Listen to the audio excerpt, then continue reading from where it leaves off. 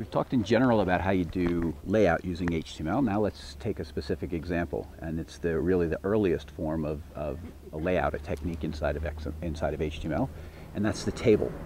So in picture number 1 on this page, you see the general framework for creating a table, and hopefully you're more or less used to this framework. We have a table tag. Inside a table tag we have a TR tag, that's for a row. Inside the TR tag we have a set of TD tags that have the columns.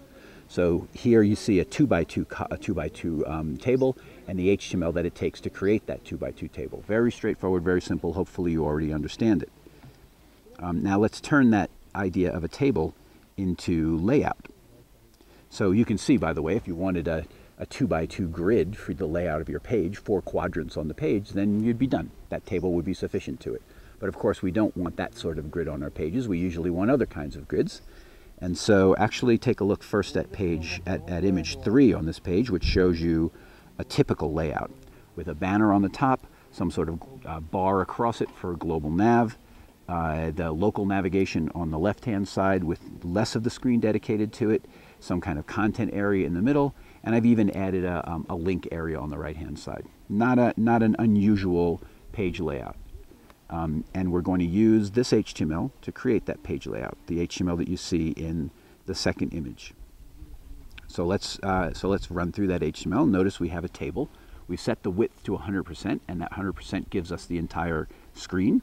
We have a total of 3 rows. The first row is going to contain, I'll be with you in just a second. The first row is going to contain the banner, and that banner has a col span of 3. The col span of 3 says take up the entire 3 columns. So we have a 3x3 matrix here, but the first row, and in fact the second row as well, takes up all 3 columns. The final row has 3 cells in it. This is the 3x3 of the grid. Only the bottom row has those 3 cells. And notice the widths. We have 20%, 63%, and 17%, all adding up to 100%.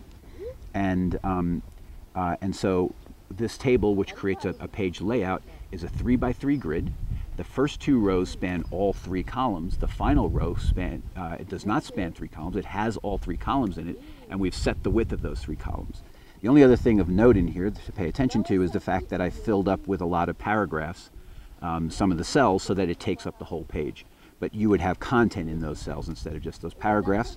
Another thing to note here is that ampersand NBSP semi, which is a non-breaking space. So if in HTML, it's just a part of the thing about HTML.